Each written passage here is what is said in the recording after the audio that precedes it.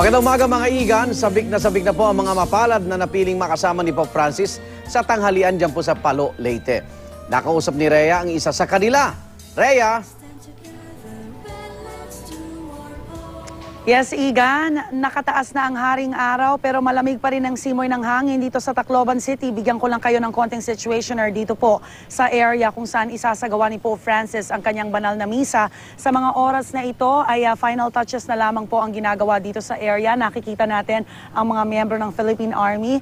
May mga asong lumilibot dito, yung K9 dogs natin para i-check ang seguridad. Ang mga miyembro ng PNP nandito na rin po, nagbabantay sa seguridad din po at talagang sinisigurado na talagang systems go na pagdating ng Santo Papa bukas ng umaga. At syempre mga kababayan natin mula sa iba't ibang lugar sa Leyte, merong from Visayas, from Mindanao, naku, dadayuhin po talaga ang Tacloban sa pagdating ng ating Santo Papa. Matapos nga po ang misa dito, bukas ng umaga, ay didiretso po sa Archbishop's Residence si Pope Francis para po makapananghalian kasama po ng ilang kinatawan ng iba't ibang lugar na sinalanta naman talaga ng Bagyong Yolanda. At nagkaroon po ako ng pagkakataon na makausap po ang isa sa kanila. Hindi ko po pwedeng sabihin ang kanyang pangalan, hindi din po namin pwedeng ipakita ang kanyang mukha dahil bilang protection na rin po sa kanya. Siya po ay 16 years old na babae at ang pinagdaanan niya po ng Bagyong Yolanda ay hindi po talaga biro. 6 po sa kanyang mga mahal sa buhay ang nawala,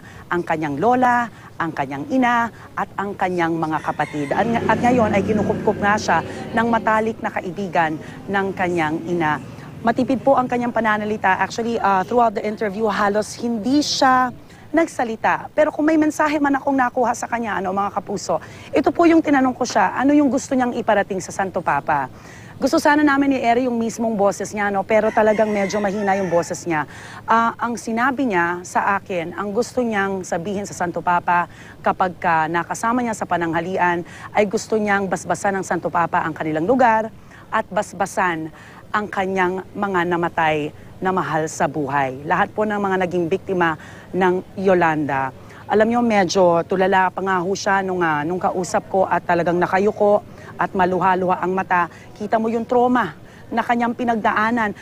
Marami ho sa mga biktima ng Bagyong Yolanda dito, yung iba, pasalamat tayo, nakabangon, naka-move on na.